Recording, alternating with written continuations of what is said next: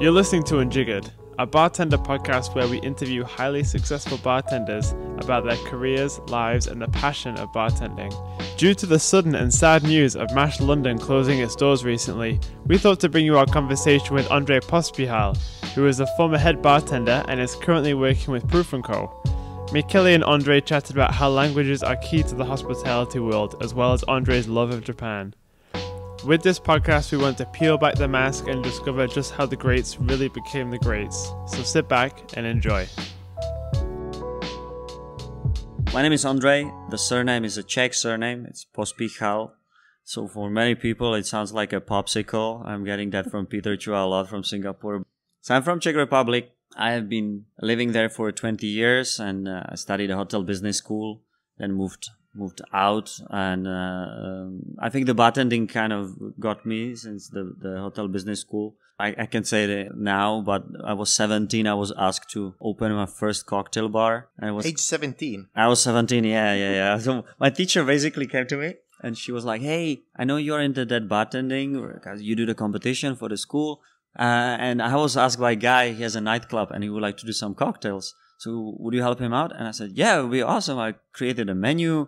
I was very lucky at the time. I was in the US for a short trip, and then I got really excited and I had made polo shirts with my name. I had a first kind of employee in my life. It was my friend, so I printed the name of his and mine.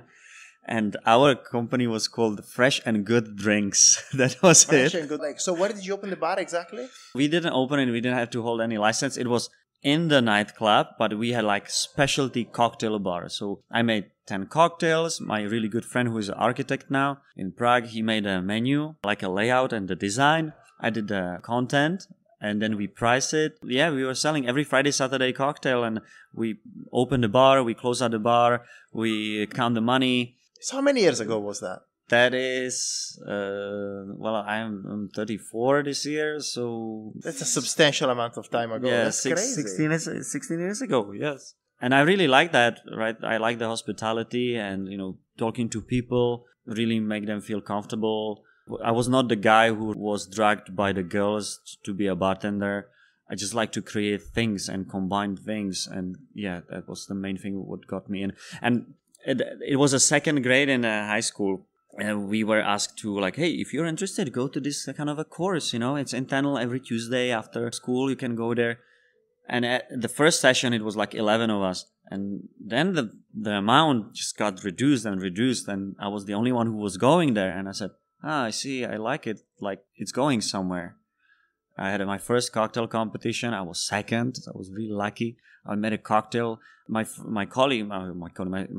friend, student, helped me with the recipe.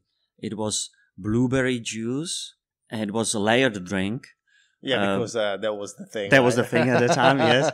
We had to use some awkward spirit. You might say Becherovka, but actually Becherovka is pretty good, I have to say. So I wish it would be Becherovka. It wasn't. It was like a local spirit. Now trending, a local spirit, but not at the time. No, at the time, yeah. Yeah. But when we started bartending, the notion of a local spirit was far from the best spirit you could exactly. get. It was literally the worst thing you could get because it was the cheapest, right? So yeah, I got really excited by that, and then it took off basically. Yes, so the choice was straightforward what I should do, but my father, he was very supportive in a way that he said, I don't care what you're gonna have from the maths, I care what you will bring home from the languages. He made a market school.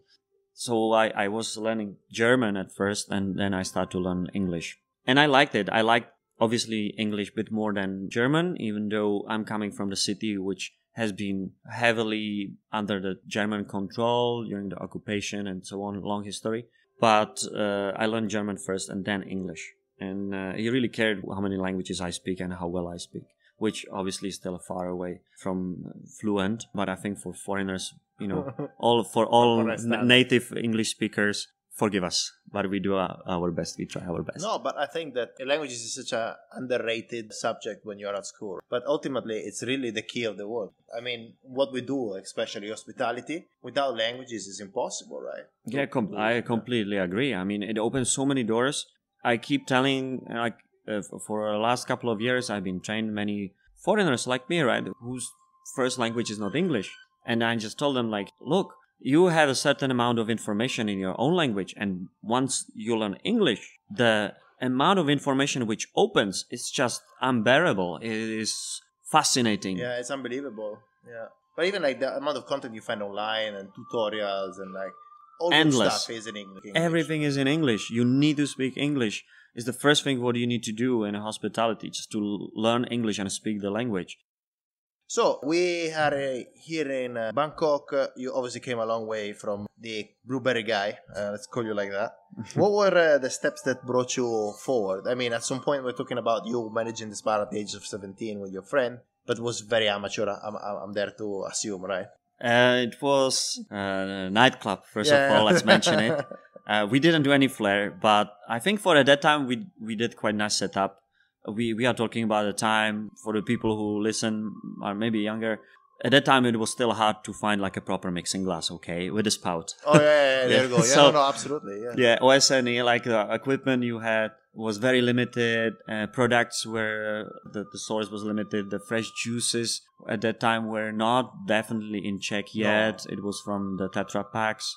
No, but I remember my very first bar. We used to have a recipe for sweet and sour mix, which was a liter of water, a liter of lemon juice, and then was one sachet of this like powder thing. It was a 5-star hotel, and we had sweet and sour mix. Wow. Shelf life a week. You know, nowadays it's disgusting, but back in the days that was the thing, right?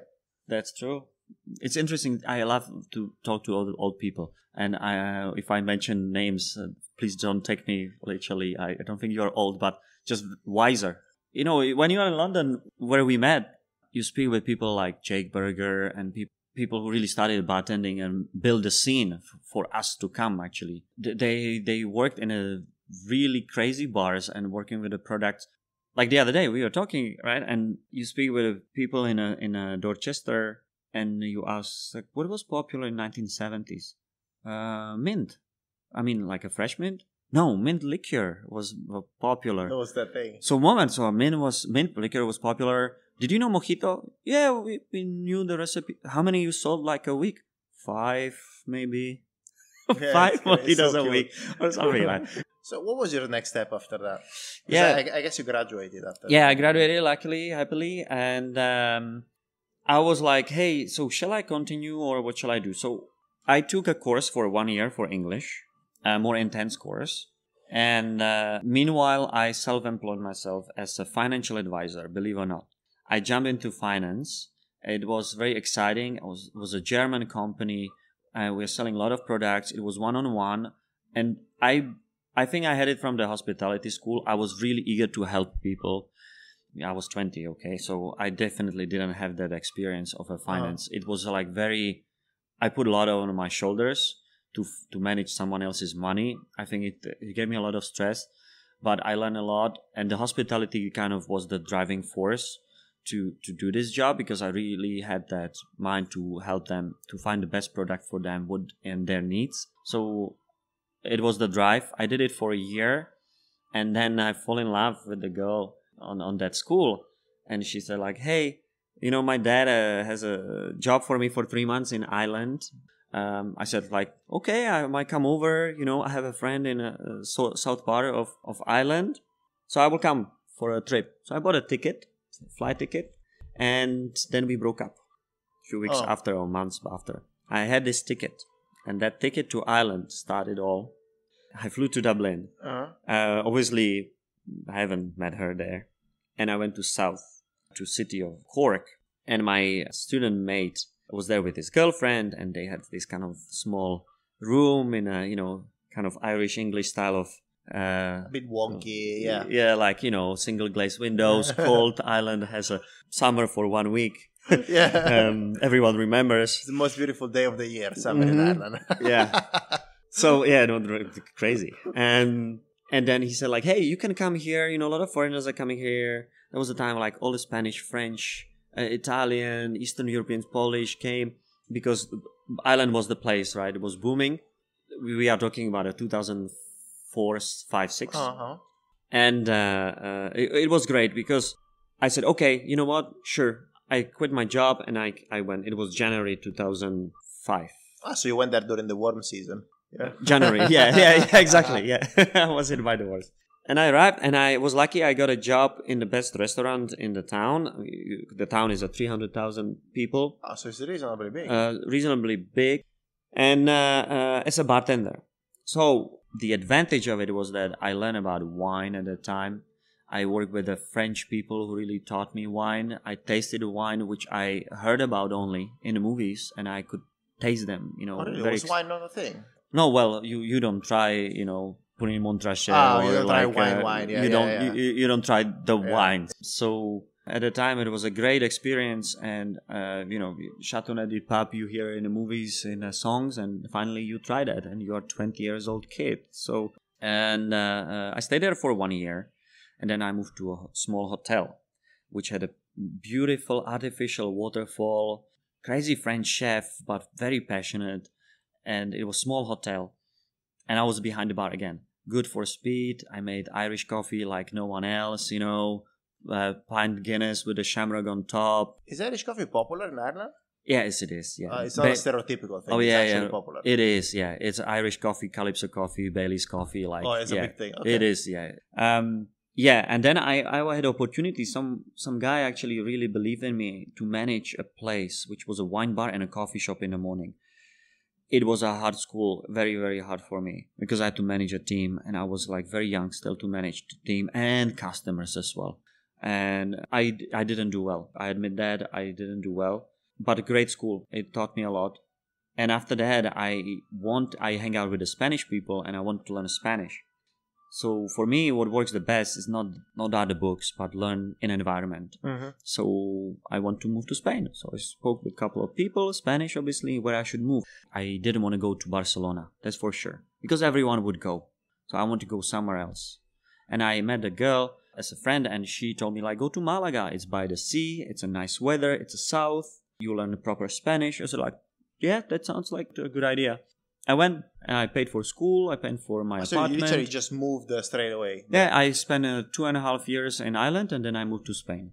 Yeah. So how did you do? Like, you didn't have language, anything. How did you survive? Well, simple. Same as Ireland. Yeah, I just moved there. The school was in English, and then I started to learn Spanish. International students, they speak English. They spoke English. And then I started to learn Spanish. Spanish was kind of good for me. I mean, the pronunciation for us as the Czechs is easy. Yeah, I went there and I learned. I kind of like, at that time I saw myself so much on the beach and flare. When I was sweaty, I just went to the sea, I saw the picture, and then I made it happen. I stayed in an apartment with other students, and I started to work. I was still the hungry bartender. I wanted to learn the culture and as well the bar. So I started to work in a restaurant. It was quite funny because there I realized that my first language is not Czech anymore, but English. Not that many people in that restaurant spoke English. The bartender I was working with and the manager. That's it.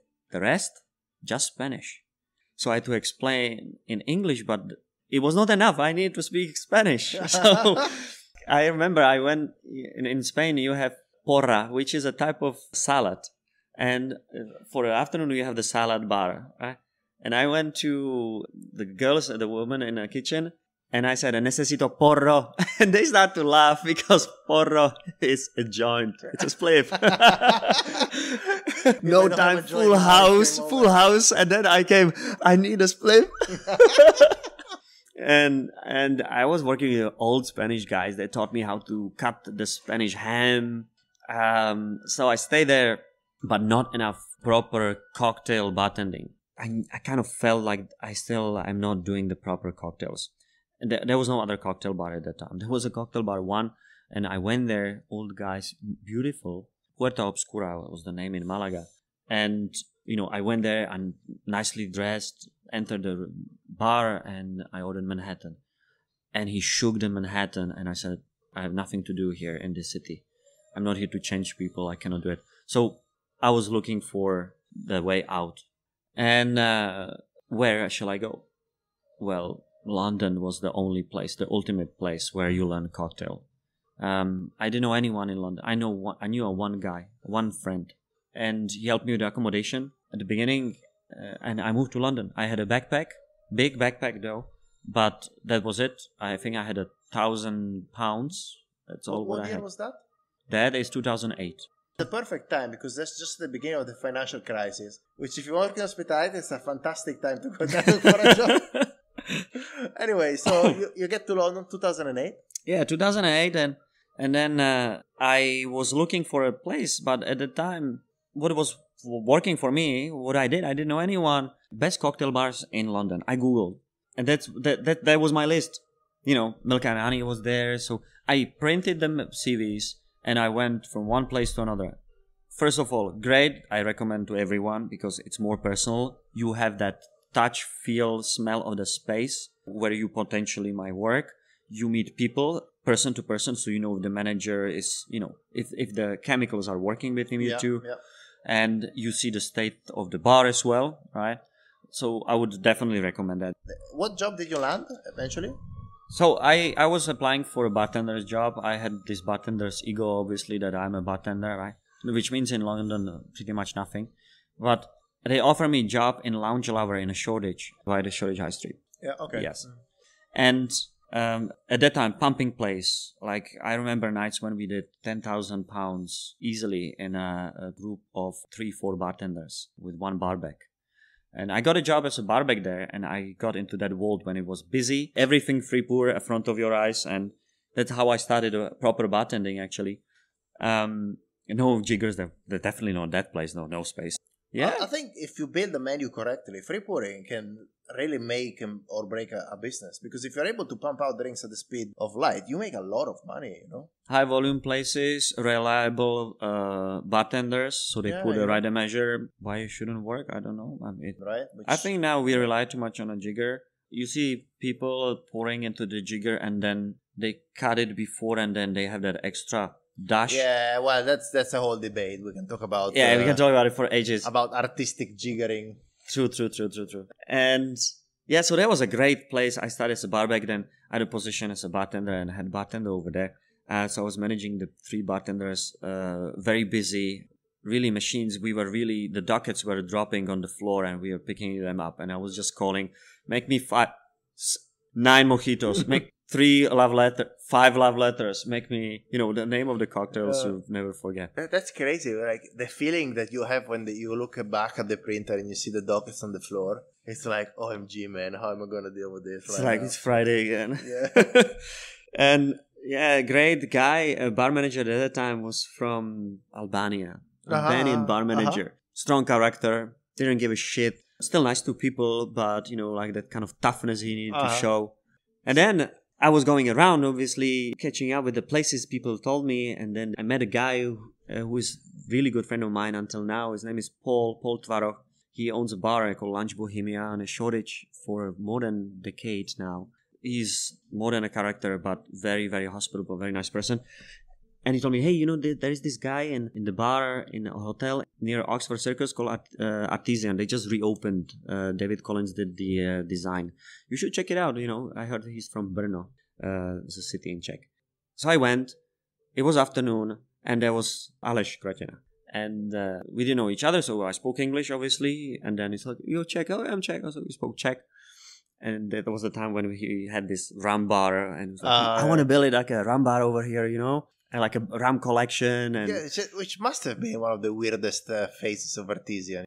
It was the beginning, right? Really, when they reopened. Yeah. It was like very themed bars, like we're going around. Like a whiskey bar, rum bar, and gin bar, like graphics, gin bar, one of the biggest selection at the time. So I think that was the thing, yeah. I think they had like a quite classic menu, didn't they? They had things like Rum Manhattans and things. Yeah, like Rum Manhattan. Yeah. They had the Mai Tai, like with the flaming sugar cube, So yeah, they went that way, and again, it was all about hospitality. I think all of us went to Artisan, and I'm sure they keep the legacy. You were leaving with the amazing feeling, about yourself, and you paid or you didn't pay. I don't know. I mean, I don't know if I can say it, but I haven't paid so many times. I felt so guilty. They weren't very good at printing bills there, weren't they? I don't know. I mean, I always left a hefty tip, but I was like, I cannot go to Artisan anymore. I cannot go there for another time. You are in a quite privileged position because Artesian Bar is probably one of the most relevant, if not the most relevant bar of the past decade. It's safe to say that, of course there are other examples, but Artesian was the bar. It has been the bar recognized globally. Yeah. You are in a privileged position because you did get to see Alex at the very beginning of it, and you did get to see Alex at the very end of it. And how do you think it changed during this period of time? A lot of wrinkles, yeah. Yeah. A lot of wrinkles. Definitely drenched out of energy. Going for a trip where he was by the wall and he just fall asleep. Remember a few trips like that. Competitions, shifts. He told me once he fall asleep behind the bar, just lean by the bar top. These guys, they really, I don't know. These standards that's crazy. Yeah. Amazing. They really build it. And how it has changed. His personality hasn't changed. Yeah, always welcoming person. He's, I could say, a good friend of mine, but most importantly, he's a great host, and always has been a great host. Direction in terms of the menu, or it was the phase when Marian joined Artesian, when they worked together and they really bounced the ideas of each other, like what to do, and Marian brought a lot of new ideas, and he really started to use the toys. The anti-griddle, that was the first time behind the bar. And then it escalated where, it ended up with the microwave behind the 5-star hotel bar, right? So definitely went crazy direction. And I think that was a shift of as well, a thinking. They pull up a couple of really cool, interesting serves and menus. And after Marian left, Alex had his ideas of, hey, let's do something else, completely crazy. And then you could see the crazy videos when really Simone joined and pull out really crazy ideas. What and how they did it in a 5-star environment, I really admire. No one knows how they managed to do it. I guess they're the only ones who know that. Because a lot of the things they were doing, I'm sure they were bending rules left and right. I think only Alex can, or maybe cannot, I don't know, say. But I don't know.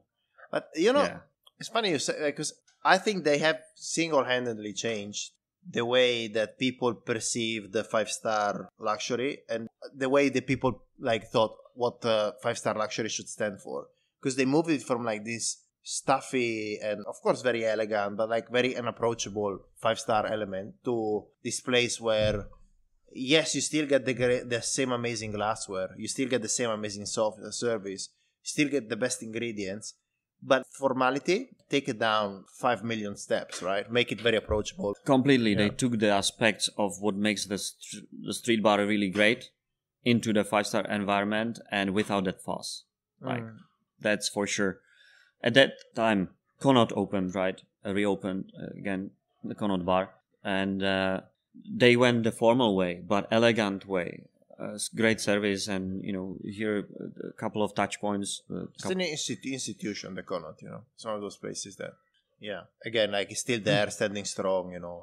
They really carved their name in history, haven't they? True that, but through the cocktail, I think it was a new episode for them as well.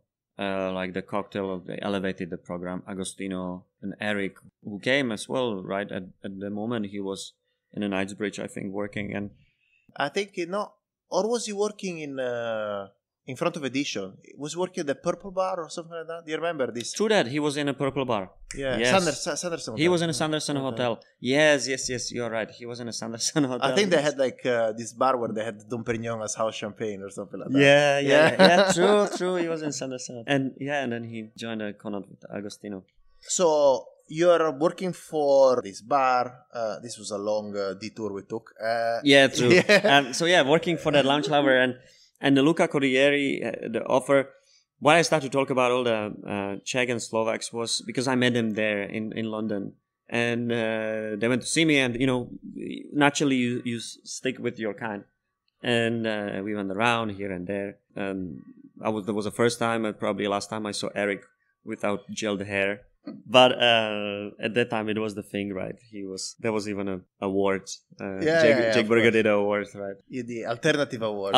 Awards, the most gelled hair. And so we hang out. They came, and then the word spread that there is this guy who wants to do a proper bartending. Luca Corrieri saw that. He offered me a job in Dorchester in Chinatown as a bartender, and I said, "Wow, a great experience." So I will be working out of busy bar, high volume. into different style, which is a hotel style, hotel bar. And great experience, different environment, Cantonese cuisine. I learned a lot about the food, and then Italian way of hospitality. Classic, beautiful, I still believe, probably the nicest design, so cozy. It's a beautiful cocktail bar.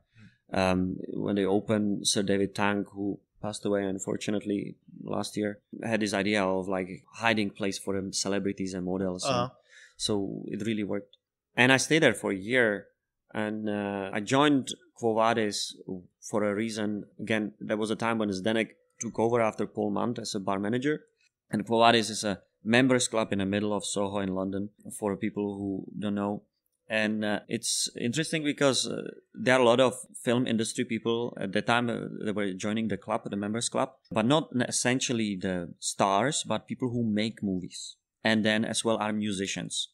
So artists, artists, full-on artists, serious artists. But they must have been super interesting people, huh? Yes, really, really good. And because it was a members club, we had that power and freedom. We were running the floor and the bar. There was no difference between the bartender and the waiter. And we had all freedom, sit down next to the guests on a couch and talk to them and ask them questions. And, we never had a menu over there. So we picked tailored. We were classic cocktail bar with a small twist here and there, but very classic. That was the idea of Paul Mant, and we kept this legacy. So we never jumped on the molecular kind of wave or anything. But the interaction, that hospitality, and the information you could ask the people again, the same time like I moved to Ireland, and you could ask, hey, is the Louis Define really that popular? Or what is this pasta? How is it different? What's the difference between this and that? Yeah, it's like that in this region, you could ask the people straight away from that country. It's on the spot, they know better than anyone else. And again, if I would not speak English, I would not ask. If I would not live abroad, it would be hard, or I would gather way less information, or I would need to read it, which is boring, right? You want to hear it as a story. Yeah, exactly. So that was a great experience. We were running that with Zdenek, the whole members club. Difficult, but challenging. We were on reception, not letting people go in, and then they had way more money than we had and more influence, and we said like, no, you cannot, because this is members club. Very, very stressful. I remember one night, all of a sudden we closed the bar, and then barback comes like, Ondrej, calm down, quick. What happened? Because it was in Soho. Someone smashed our windows, which was vitrage window, and then had a full access to the restaurant, which we had to kind of protect. So we called police, they took him, but I ended up with an empty window, and I had to stay there. Had to pay, I think, £900 for a single glazed window to be replaced. So we can close the door and no one can go in. Again, I was fairly young and still deal with things like that. And then a lot of internal problems of like the members and paying bills and open bills and so on. So good school. So you work with Zdenek and Mimi, both? That's correct. Zdenek, Mimi, Renault. Strong team, eh? Very strong team. Luca Misaglia. Oh, there you go. Yeah, he joined us after lab. It's like very, very strong team, very passionate team. The members club scene in London was quite amazing at the time, eh? It belongs to the British thing, right? You need to be part of some club. Yeah. Either it's a tennis club and so on. So the members club of drinking culture, which is big in England, you jump on that. So at what stage do you develop? Because the way that I've always known you was that you were this guy who was like so deep into Japan that you couldn't believe. So at what stage did you develop this strong Asian influence? Interesting enough, right? We're talking, we are in Bangkok now. Yeah, we're in Bangkok at the moment, yeah. It is so true. I was 13. My mom traveled to Japan a couple of times. She brought pictures. No, not on the phone, the real pictures. Picture which we had to develop. And I saw the culture and I loved that. And she brought a lot of things with her, right? Like, door handles and like these awesomely like made things. And I love that. I like that elegance and that kind of quality of it. I didn't know about the Japanese culture, but I could feel that respect from the people and that humbleness. So I don't know why, but at the age of 13, I started to like that. And when I was in Spain, I met my ex-girlfriend. She was Japanese. She showed me over the time Japan truly, from the perspective of family and culture, traditions, way of thinking. She shaped me, definitely. And I still had that love for bartending. So when Stanvadrna brought it from the east into the west, the Japanese bartending, this hard shake at that moment. And then like George Niemek, Eric and Marianne went there as well and shared it with me. I said like, well, I have to go like ASAP. So I saved my money and I went. I stayed in her family. So again, I was not in a hotel and a tourist. I was like a bit deeper. And I visited the bars, and I had these inappropriate questions to the bartender about everything because I was so curious. And at some moment she was at the bar because she was very kind. She went always with me to the bars. And just stop saying hi. Too many times you say hi. No, that's not polite. But I was a foreigner, right? They took it easy. And I loved it. I bought so much stuff from Japan at my first trip. I spent so much money there. Yeah, shakers, knives, jiggers, everything, and coasters. And I still with me. It's not just a knife for me. It's not it really means to me. So like when you buy in Japan a knife, they take your name and they engrave the knife with. Yeah. They engrave but they keep your name with that number of the knife in their registry. Oh, really? So you are responsible because it's a weapon. So you're responsible for your knife. So if the knife kills someone. In Japanese, you are responsible for that knife. I didn't know that. So you better be careful when you buy a knife in Japan. I won't stab someone. Or if it gets stolen or you lend it to someone. Absolutely. Never lend your knives. Yeah. Still a weapon. So things like that, which takes time maybe to understand. I definitely don't understand all of it. But what I like about Japan is the mutual respect between the customer and the, let's say, server. But in every aspect of the life, people really respect someone in 7-Eleven. They respect the garbage man. The casting is just less visible and it's more polite, at least on the outside. Uh-huh. And I think in society it matters a lot. Maybe the only place when it's not polite is the last train in Tokyo. Okay. But there is a reason. Yeah, and then I came across with many Japanese and they're really nice people. It takes time to become friends with Japanese people. There is a responsibility for a friendship in Japan.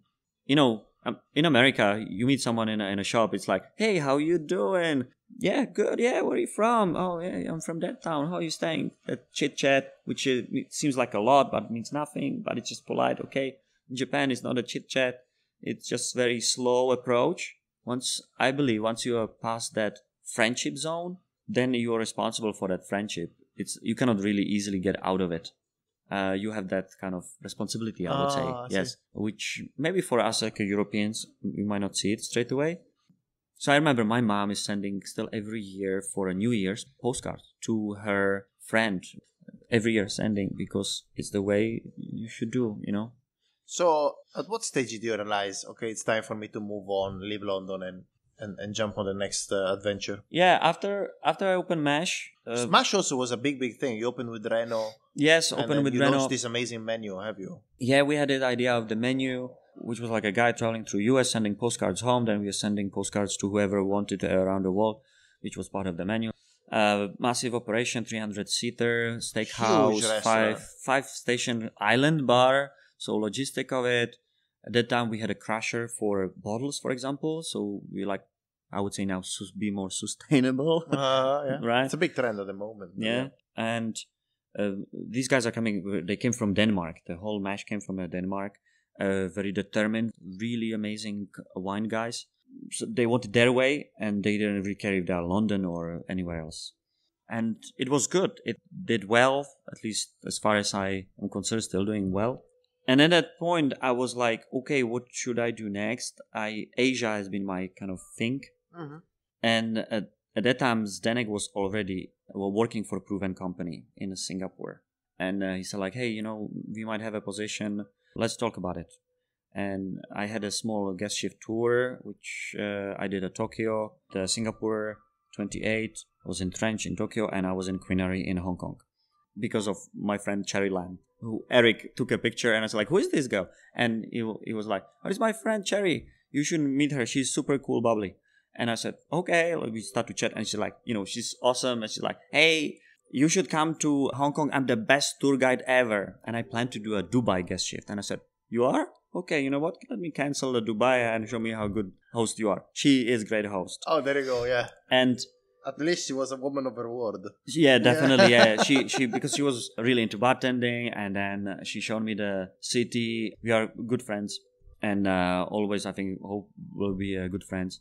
And we basically saw Hong Kong, and I had the guest shift in Singapore after, and then Paul met me. He's the CEO of the Proven Company. Then we had a chat, and a couple of months after, there was an offer.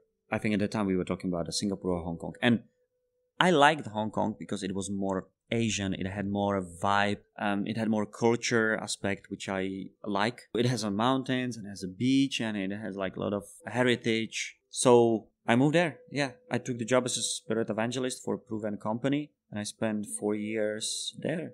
Yeah, working with a team which was very small, but we did everything. We delivered goods, and we did trainings, and we did events, and it was like all over the place. But we had the drive of a small company which want to change things and be different, and great experience. When you joined Hong Kong, how developed was the market there, and how much was proof involved there at the very beginning when you joined? I think we were at the very beginning, not very beginning, but we were still beginning-ish, yeah. Beginning, yeah. It was our second market after Singapore. But Singapore was like beer and then like 28 and other bars, cocktail bars. So that change in the world's perspective for the people like, was a big difference. But Hong Kong was already, they had cocktail bars. Lily and Bloom, Queenery, they were making cocktails. But in Singapore it was like 0 to 100. But Hong Kong was already on a good 30, if I put in that scale. Mm-hmm. So that's why people might have overlooked Hong Kong as a market, because they haven't seen like a big boom of it. Mm-hmm. Because before Singapore in Asia Pac was Sydney for sure, right? Yeah, Sydney was like the thing where the things were happening. So joining Hong Kong was great. We roll out the same way how we roll out Singapore, but Hong Kong was a little bit on a different train, on different wagon. I mean, the mentality of the people was different, is different, and it's very price sensitive. So prices of cocktails, prices of spirits, and we came with something niche, unusual when big brands were there, but craft spirits, which proved really excellence was at the beginning.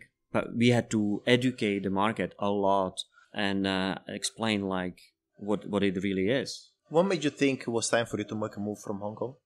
I moved out of Hong Kong because I wanted to change the city. I'm getting in the age when I want like a little bit slower pace of my life. Because Hong Kong is quite frenetic. It is. It's a great city when you're 25. Awesome city when you're 25. When you go out, drink, and you party. I just in a stage when I decided like what to do next. Like I want to calm my lifestyle. Even though I like my job, I love my job. I need to calm myself a little bit, just cut my hours. And I want to learn new skill set. Discover. I think my pedigree kind of says that, moving from high volume bar into the hotel bar, into the members club. I think that my portfolio of the place I've worked is quite broad.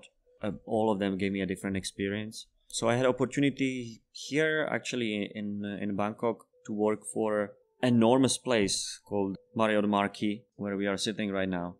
It's a fantastic hotel. It's a big hotel. It's a amazing property, and we have a lot of excellent people with passion. Thai in general is the country of 1,000 smiles at the end. So obviously, like you just moved here, so quite difficult for you to express an opinion on like how different it is. But if you were to pick some differences in between Hong Kong and Bangkok in terms of lifestyle, apart from the pace, maybe for me too soon to say, but just the pace is a little bit slower. People say it's cheaper, which it is compared to Hong Kong. And I'm not talking about the money you earn, but it is. But still, it's not as cheap as it used to be like 7-10 years ago. It got pricier. Yeah. So you moved into a lot of different countries by yourself many times. What do you think are the main challenges that you had when you moved? And did you become better at overcoming those challenges with age? I think it's a repetitive process of kind of close the country you are at, and opened a new one. In terms of, you move somewhere, you know what you need to do, what you really need to bring with me, and what you don't need. Disadvantage is that you cannot take much with you unless you spend a lot of money or they pay for your relocation package. So you need to really think twice. Moving a country, if we omit that visa process and this like paperwork, and it's actually not that hard, but because it's just so few of us, 10 millions, I think I still need to represent those 10 millions wherever I go. Many people forget that once you meet certain nationality, you look at the country like that. Yeah, no, yeah. Of course. And on top of that, being European in Asia, I'm still representing as well the Europeans overall. So it's quite responsibility, I think. Do you enjoy Asia? Do you see yourself living here? It's a huge continent with so many options. Yeah, I still like Japan. I would like to give it a go. I'm a bit scared because if it goes wrong, then my old Japan dream would kind of crash. Collapse, right? I think some things are just better to live them like this, like into the idealistic world. But also sometimes it's good to give it a shot, right? Yeah. You have to see. To be able to go there, you have to find the right opportunity, right? Actually, I had the opportunity to live, to work in Japan. And you decided not to go for it? I turned it down because there was a love involved, and it didn't work out. So yeah. There you go. If it's meant to be, it's meant to be. Maybe one day you'll have the chance. You have had the chance to design a line of glassware. How did you come to it? Like, how did you decide to do it, and what kind of glasses did you want to represent when you did it? Yeah, that is one of my passion, like kind of like what I had always as a bartender. Before I applied for the hospitality school, I tried for the art school. I failed, but I always like to design things. I like design, functional design especially. And then when what kind of design you use every day is a glass. So working with Proof, we recommend different glasses for different projects and different equipment and so on. So I had a kind of idea what is on the market and what is missing. So the idea came from there. And already in London, I designed a glass which is called a sipper, which is kind of room temperature cocktail where you enhance the main spirit. Okay. Without dilution. So I designed a glass specially for that with the wine guys, so it has a bit of a shape of a wine carafe. So it opens up the ABV, the heavy ABV goes away, the esters, and milds up. And that was my first kind of a job. With Proof, I have designed other glassware for a hotel in Korea and gained the contacts and as well the process. So I said, okay, I need to do something more, something bigger, something meaningful, and something what will help the others as well, because I know what is missing. So I made a line which is called a signature cut, and the main purpose of it was the size of the glass. I started with a small coupe. We know that the small coupe is really missing on the market. That martini, when you have good size, not bucket of vodka or gin, and you order the second one, it's chilled all the way down. So the size mattered to me, durability mattered to me, and handmade aspect mattered to me. I'm Czech. The best sand for making glasses is in Czech Republic. The craft is there, the skills is there. So I would be fool if I wouldn't make Czech glassware, right? So place where to make the glassware was decided. The three aspects were decided. So all handmade glasses, hand blown, hand cut, made in Czech Republic with a particular design. Obviously, it's a crystal glass because at that time I was in Hong Kong, and if I would make any glass and it's not handmade, it can be easily copied in China. Even though this can be still copied in China, but that handmade aspect will be always with this glassware. Okay. That's crazy that you have to consider that when you're developing something. Like, how easy is it to copy it in China? Yeah, of course. Nowadays, everything can be copied. No 100%. problem. And only certain people see that glass quality. We are talking about like things like baccarat. The glass itself, when you look against the light, it just has that lust. If you don't have a good qualities and you can't do it, yeah. And the skill and the exactly the know-how. Baccarat is baccarat. So, what's your vision for the future? Like in terms of your own career, do you see yourself trying to fulfill all those dream cities that you haven't been to here in Asia, or? I think I am up for challenges. I like what I do right now, and I hope that I can contribute and learn something as well. And as I said, it's great to be here and work with the people I'm working with. So hopefully I can gain something from it. I can contribute. But in the same time, maybe I'm getting into the age when I would like to have, maybe some furniture to buy. Some design furniture. No more IKEA stuff. Yeah. We love IKEA, but Jesus. Just at the end, I don't want to waste it. Yeah. I don't want to waste the product, kind of like a place where I will settle down and have a job which I like to do. And it's always like about hospitality, I believe. And yeah, and maybe design something else, maybe. So, last question that I usually ask everyone is, if you could choose your last drink, what would your last drink be? Right, very philosophical. If I look at the only drink itself and no other aspects around, I would probably give like a deep thought and enjoy the best cup of Japanese tea. Japanese tea? Matcha? Yeah. No, it would be like some sort of gyokuro or like some sort of green tea. Yeah, I would enjoy every sip of it and think of everyone I have met and what I have done, for who I have done things, and hopefully people will remember me in the positive notes. Oh, that's cool. Yeah, I'm sure they will. Oh, it was nice talking to you. Thank you so much for sharing your story. Thank you very much for having me. We hope you enjoyed our interview with Ondrej. You can find more content from us on YouTube and Instagram, where we post our hashtag #HowToClassicCocktail videos, where every Tuesday we show you how to make classic cocktails in less than a minute. We are Unjiggered_media on Instagram, and you can follow our accounts at mmariotti89 for Michele, Alex J. Murphy for myself, and Adrian Bessa for Adrian. Thank you for listening.